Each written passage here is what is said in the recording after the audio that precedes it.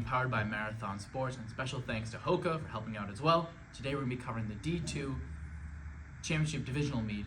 We're going to be going over both sections of A, B, and C. I'm Adam. I'm here with Cam as well. Let's just get right into it. Big thing going into it, it's a very tough competition overall. Tough teams. Melrose is up there, Plymouth South, Walpole, Longmeadow. But a team I think I want to cover a little bit more on is Plymouth South. They had some great performances early on in the season, but definitely they come around a lot into their league championship. Top runner from the team at their Patriot League Championship was Noah.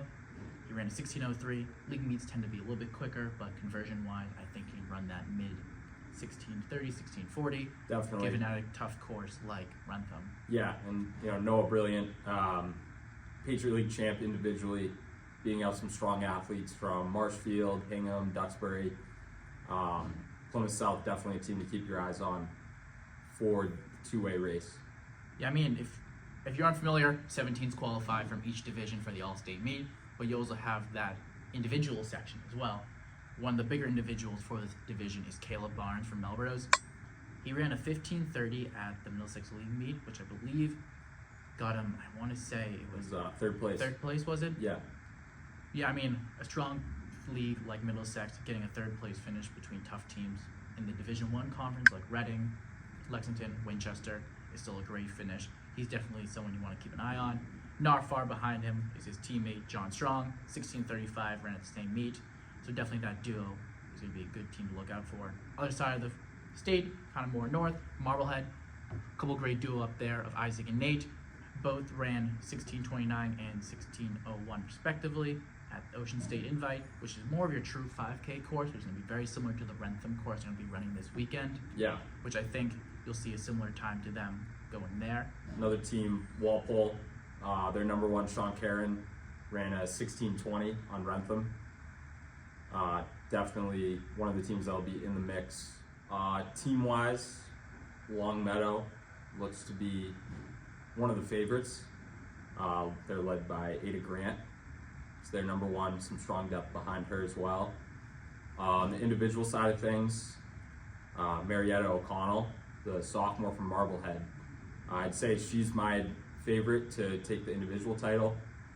She had a third place finish at Twilight in 17:48. We have Longmeadow at the BSR rankings ranked 5th in this division overall out of all 3 conferences. So I think Longmeadow might be the favorite going into this meet. But still, some individuals as well, like you mentioned. Marblehead, another big competitor in this division, as well as Walpole and City of Boston.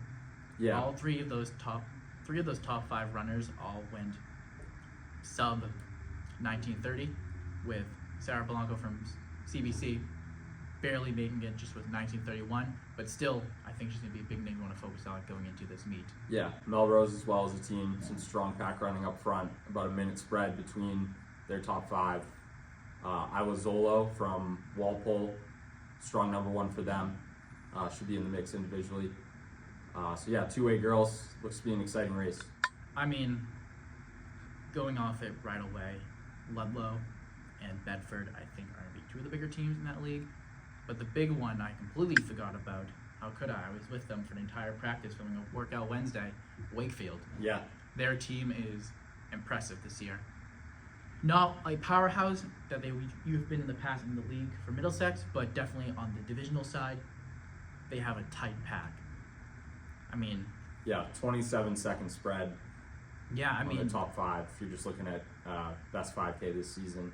Yeah, after hanging out with them for that practice, I learned that their team is really closely knit, and I think that is going to be what's helped push them to that edge. Other teams that you want to keep an eye out, like I mentioned before, Ludlow, their top 2 guys, Logan and Joseph, are both up there. Logan ran a 16:04 at Twilight, and his teammate as well, Joseph, ran a 15:42 at Twilight. Just behind Neshoba Regionals, Adam, who ran a 15:05. Definitely, again, Twilight's a little bit of a quicker course, but something where conversion-wise, they're definitely going to be up there. Yeah, regardless, if we're looking at the top 3 times that have been run in 2B this season, all 3 of those are from Twilight. And Adam of Neshoba, 15:05. He'll definitely be in the mix for the individual title. Yeah, looking at the results of PR so far this season, We've had 4 athletes go sub-16 from across 4 different teams, so definitely individually, you want to keep your eyes on those guys. But still, definitely, I think there's going to be, again, like I mentioned before, this team's going to be pretty tough across the entire conference. We'd have to see kind of who takes that title. Should be a close battle between Wakefield and Holliston at the front. Wakefield, you have Lily Sally, who's the individual champion at the Middlesex League meet, and there's certainly some solid depth behind her. Holliston has a very strong 1-2 in Carmen and Maggie. Neshoba, led by Caroline Collins, strong team this year. Northampton, another strong team. But I do want to talk about freshman Lauren Raffetto of Canton. She ran in 18:14 at Twilight. Yeah, so definitely someone to keep your eyes on for the 2B race. It's cool to see, possibly the future of mass cross country. Even at Twilight, that's a very impressive time for just a freshman. Yeah, I mean, kind of go off what you said. The duo of Carmen and Maggie from Holliston have been making their rounds across the state at meets. They've been going 1-2, 1-2, 1-2 at a lot of events this year so far. So definitely that duo and having their other teammate Annabelle not far off is going to be a really deep pack. A team you didn't mention that I do want to cover a bit is Bedford. They do a little bit lower on the times, but still in that top 20, and they're pretty close to their top 3. Their top runner, Addison Poulter, running a 19:34 at Twilight earlier this year, and not far behind with a 19:43 Samantha. She ran that against her dual meet against Weston at the beginning of the season, but still a pretty strong time. And then their third runner, Anna, running at Twilight as well, at 19:46. All kind of older athletes, so definitely have been around this for the sport for a while and know what they're doing. But having that top 3 so close, I think is going to be one of the sleeper teams we want to keep our eyes on for this meet. Wakefield is going to be the big competitor, same with Holliston. Holliston we had ranked number 2 in the division. We had Wakefield at 4, so those two are going to be the 2 really going at it. Another team I want to cover, I don't know if you mentioned, with Neshoba Regional. Yeah. They have some top girls up there as well. Ella ran a 19:07 at Twilight, and then her teammate Caroline, 18:12 at Twilight as well. You see a lot of these faster times coming out of Twilight, where the conversion is usually about 30-40 seconds to a true 5K like Rentham, where they're going to be running this weekend. I mean, right away, for me, the big team is Grand Dunstable. Yeah. Their top runner, both in their team and in the C division, is Neil. Ran a 15:42 at the Frank Kelly invite late September. So definitely running that time on Rentham, which you're going to be at Rentham in a couple days. Having that similar time and knowing what he can do on that course is someone you're going to keep your eyes on. But definitely his teammates aren't far behind. Yeah. Grayson, Dwayne, 15:54, Zach Metzger, it's a strong 2-3. 16:01. Definitely. Even though they ran them a little bit quicker on courses like Twilight, I think they're still going to have that great pack there. Another team you want to keep your eye on, I want to say, is Wisconville Christian. Definitely is a team that, again, historically has been really strong for 2 years. Their number 1, Justin Vos, 16:09 at Frank Mooney. Yeah, I mean, doesn't have as strong of that pack as that top 3 Grand Dunstable does, but definitely a team you want to keep your eye on. Same, I want to say as well, for Old Rochester and Medfield, teams were both really strong in this division.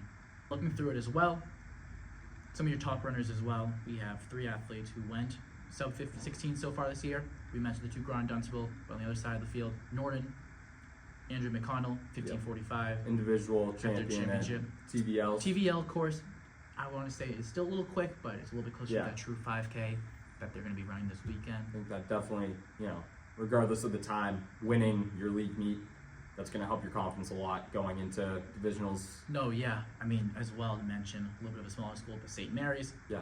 Their top athlete, Kyle, ran a 16:07 at Twilight as well.